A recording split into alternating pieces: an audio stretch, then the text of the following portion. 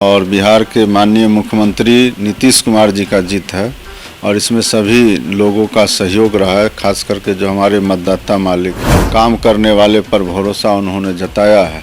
आगे भी जो सरकार बनेगी एनडीए की, नरेंद्र मोदी जी की सरकार बनेगी तो और बेहतर काम करके दिखाने का उन्होंने आशा करते हैं कि आगे जो तीसरी बार नरेंद्र मोदी जी प्रधानमंत्री बनेंगे तो और सभी क्षेत्रों में विकास करेंगे, देश को और मजबूत करने का काम करेंगे। और 251 सभा भी कर लिए, लेकिन उसका परिणाम क्या आया?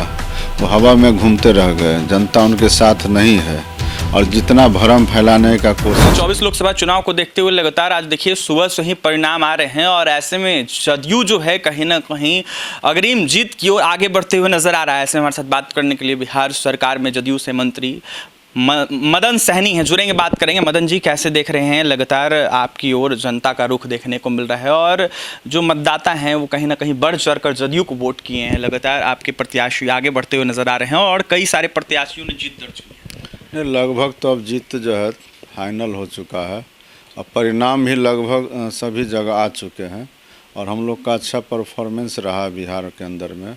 40 में से हम लोग 35 सीट से ज़्यादा जीत रहे हैं, तो ये जीत निश्चित रूप से एनडीए की जीत है और बिहार के माननीय मुख्यमंत्री नीतीश कुमार जी का जीत है और इसमें सभी लोगों का सहयोग रहा है, खास करके जो हमारे मतदाता मालिक हैं उनको हम लोग धन्यवाद देंगे कि उन्होंने सही चयन किया है और काम करने वाले पर भरोसा उन्होंने जताया है। आगे भी जो सरकार बनेगी एनडीए की, नरेंद्र मोदी जी की सरकार बनेगी तो और बेहतर काम करके दिखाने का उन्होंने प्रयास करने का भरोसा दिया है। 5 साल का उन्होंने खाका भी तैयार किया है कि हमको काम करना है।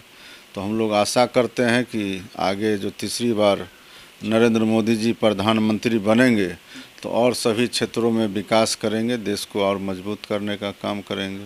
मंत्री जी, लगातार जिस तरीके से खबरें आ रही इसको देखते हुए विपक्ष के नेता कई सारे दावे कर रहे थे, कह रहे थे कि जदयू की कई सारी सीटें जो है अब उनके हाथ से निकलने जा रही है, तो ऐसे में क्या लगता है उनका दावा फेल नजर आ रहा है? देखिए, वो एक जदयू का सीट का दावा को छोड़ दीजिए, पूरे बिहार में तो वो लोग कह रहे थे कि सब सीट हम ही जीत रहे हैं और 251 सभा भी कर लिए, लेकिन उसका परिणाम क्या आया?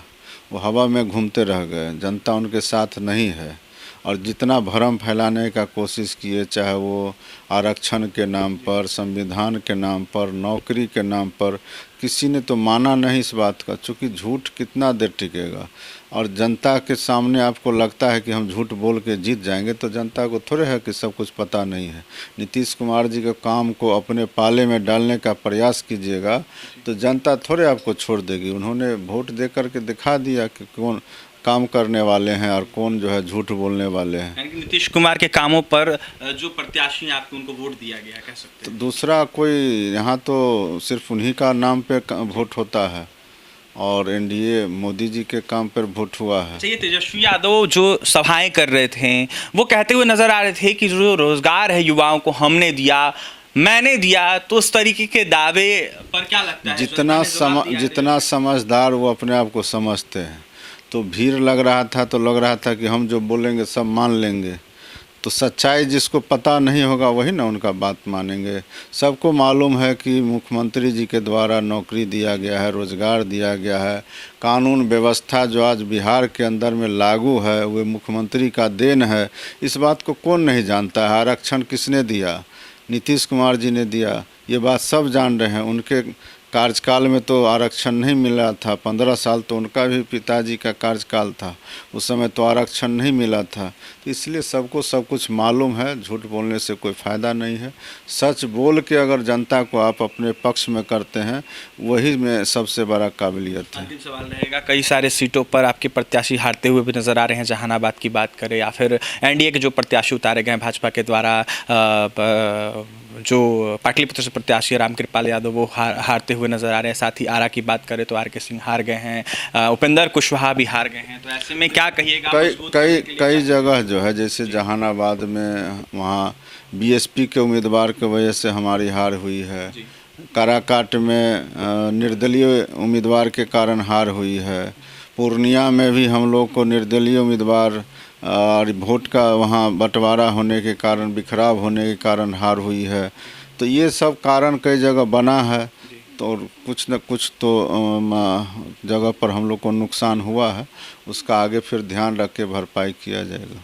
मजबूती से तैयारी की जाएगी अगले चुनाव में। तैयारी तो इस बार भी मजबूती से ही था, लेकिन फिर भी कहीं ना कहीं चूक हुई होगी। विपक्ष वालों को जाने से पहले मंत्री मदन सहनी का क्या संदेश जाएगा?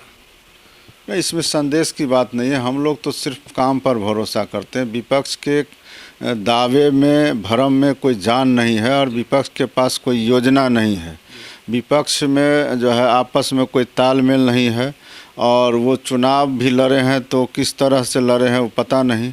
हाँ, उसके बावजूद भी सफलता उनको भी मिला है, जो सफलता हम लोग को मिलना चाहिए। काम के बावजूद भी उस वोट में कहीं ना कहीं बिखराव हुआ है।